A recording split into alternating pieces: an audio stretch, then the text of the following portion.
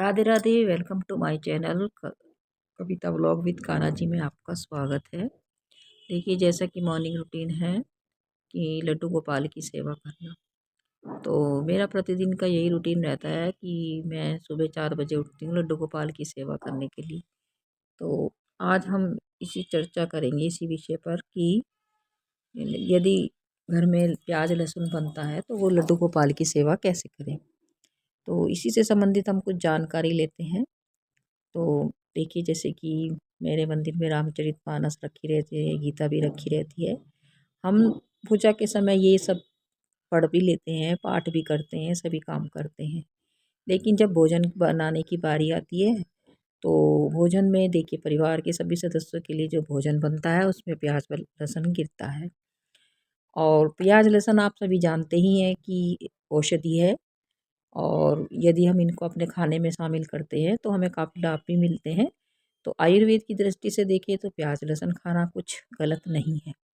लेकिन जब हम भक्ति करते हैं तो क्या हम प्याज लहसुन खा सकते हैं? जी, इसके लिए मैं कहना चाहूँगी कि प्याज लहसुन अब यदि हम खाते हैं तो भक्ति कैसे करें?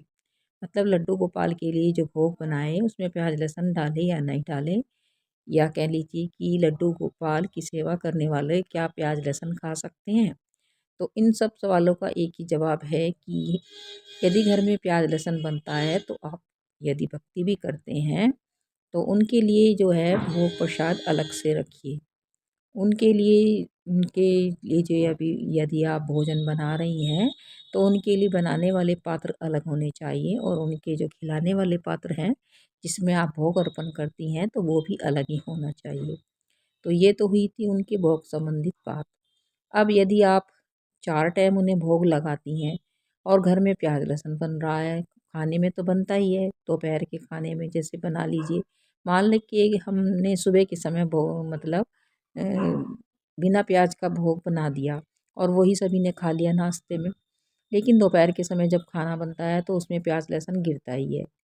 तो मैंने बताया कि ये औषधि है प्याज लहसुन, यदि आप इसको अपने खाने में शामिल करते हैं तो काफ़ी बीमारियों से बचा जाता है।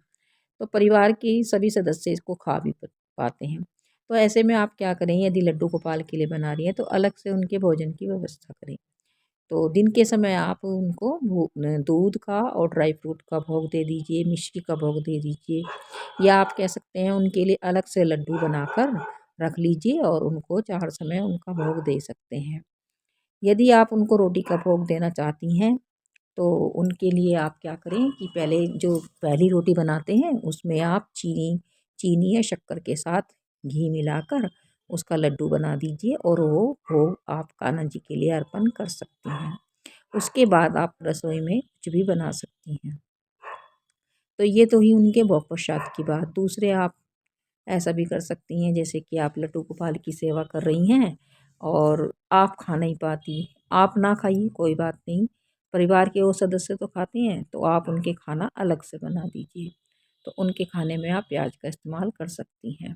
तो इस तरह से आप लड्डू गोपाल की सेवा कर सकती हैं।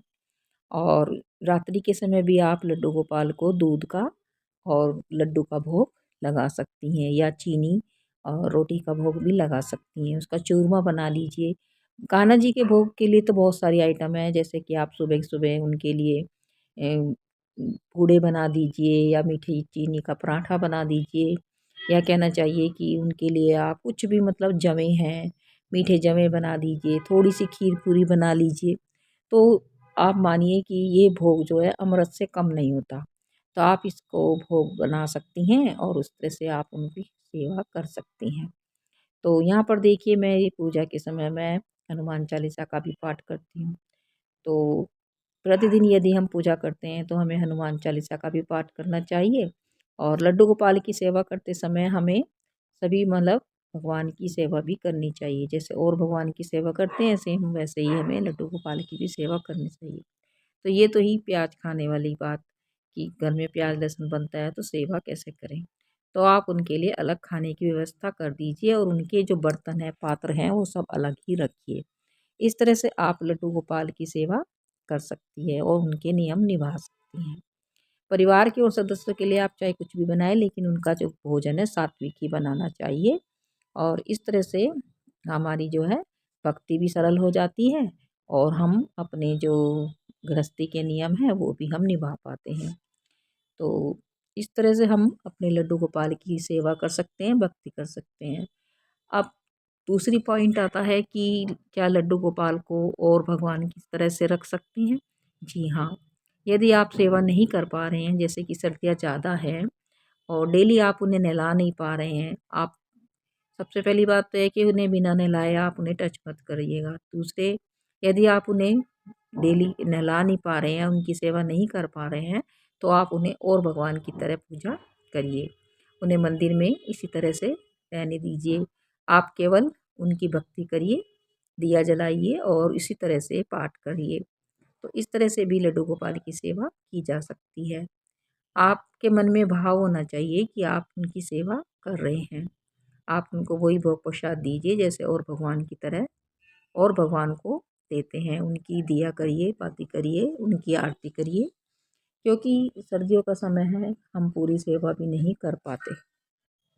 तो यदि आप घर में लड्डू गोपाल को ला रहे हैं तो कुछ नियम हैं। तो आप लड्डू गोपाल को लाते समय कुछ बातों का भी ध्यान रखना चाहिए, जैसे कि यदि लड्डू गोपाल को ला रहे हैं तो उनके जो कपड़े हैं और उनके जो भोजन बनाने के सामान है वो सब अलग रखिएगा और उनके लिए हमेशा भोजन बनाने की अलग से व्यवस्था कीजिएगा। ज़्यादातर कोशिश करें कि आप उनका जो भोग है वो सात्विक ही बनाएं और नॉन वेज का प्रयोग कभी भी ना करें, यानी कि लहसुन प्याज का प्रयोग कभी ना करें। राधे राधे, जय श्री कृष्ण। यदि आप लड्डू गोपाल को ला रहे हैं तो एक भाव बना कर लाइए कि लड्डू गोपाल ने आपको खुद चुना है अपनी सेवा के लिए। तो आप उनसे ऐसा ही एक भाव बनाइए, उनसे एक संबंध बनाइएगा और आप पुत्र रूप में या कोई भी बंधु रूप में उनसे एक संबंध बनाकर उनकी सेवा कीजिएगा, तो उनकी कृपा दृष्टि हमें अवश्य ही प्राप्त होगी।